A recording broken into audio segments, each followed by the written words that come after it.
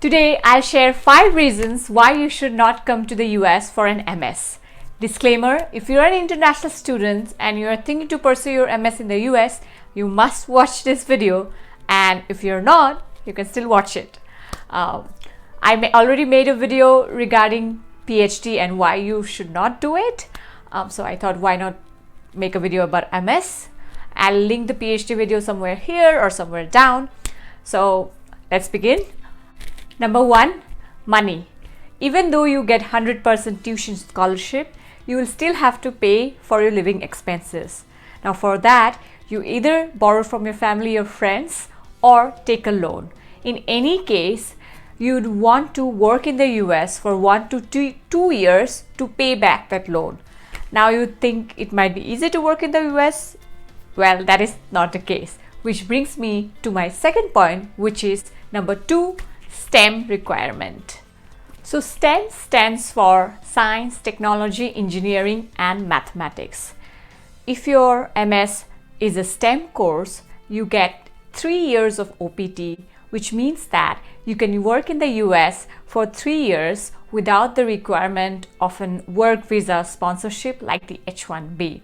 Whereas if your MS is non-STEM, you only get 1 year where you can work freely without the need for a sponsorship.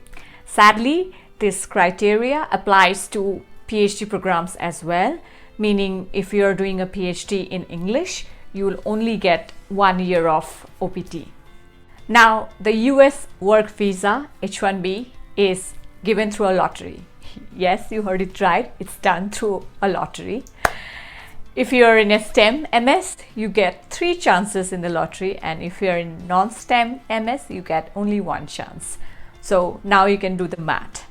And if you have taken a loan or you have borrowed money, you would at least want to work in the US for 2 to 3 years to repay that loan.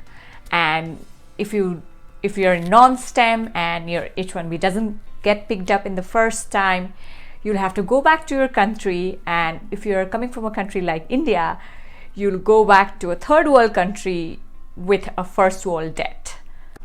Although I would say that there are policies in the process to change this lottery system, but we don't know when they will come into effect.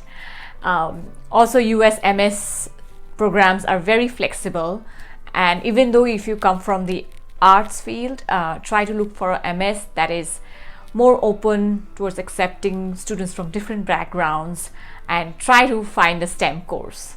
Number 3, work experience. Doing an MS in the US without prior work experience, especially now, is a suicide. So just don't do it. Please don't. And as much as I hate saying it, if you are not from a technical background, meaning if you're not from an engineering or mathematics or statistical background, finding a job right after MS will be hard. It does not mean that you cannot find a job. It just means that you will struggle.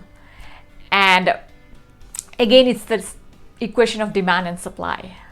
Remember that the US companies will only hire you when they cannot find local talent to do that job. There is a gap in the technical workforce, meaning they need people that can do technical stuff, and there's a less amount of people who can do the job. So more demand in technical work, less supply, and you want to be here. Also, there are some new changes that will take place in the H-1B work visa sponsorship, and it's been said that they will sponsor candidates who have higher wage, meaning higher salary. So definitely after you do an MS, you want to fall into that category of higher waged employees.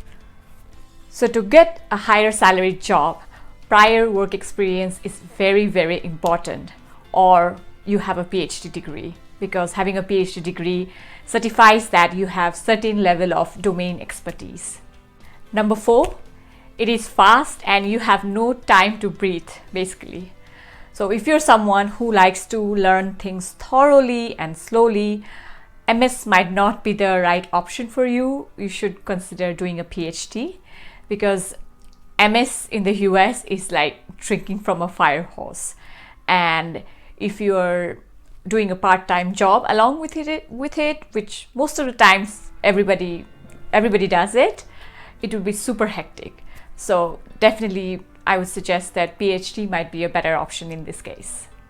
Number 5, starting salary and time to look for a job. I'm assuming that if you're coming to do an MS in the US, your end goal at the end of the day is to find a job. And let me tell you, during the MS program, you literally have no time for that. And we all know that looking for a job is a full-time job in itself. And if you're coming for a 1-year MS, it will be further harder. But the silver lining is in the 2-year MS programs, where you can hope that your summer internships or winter internships can lead to a full-time opportunity. Whereas in the case, if you come for a PhD program, you definitely get a lot of time to devote your complete attention to looking for a job. And also the starting salary right out of MS program is lower than right out of PhD program. There are a few exceptions to that. So let's say if you come from a very well-known computer science master's program, you might get a very good salary while you start. So the moral is, if you are low on funds, or you think that you're not from a technical background, I would say take the PhD route, because in doing a PhD, you're not losing anything, because you're getting a good amount of stipend. So even if your H-1B doesn't get picked up, or you have to go back to your country, you still have gained a lot of experience, and if you're frugal, you would have saved money. Whereas this will not be the case if you come for an MS. So in conclusion, the goal of this video was to not discourage anybody, but to lay out the true facts. Stay tuned for next week, where I will share the good parts and the benefits of doing an MS. And yes, thank you so much for staying till the end. If you like my content, please like, share, and subscribe. Thank you.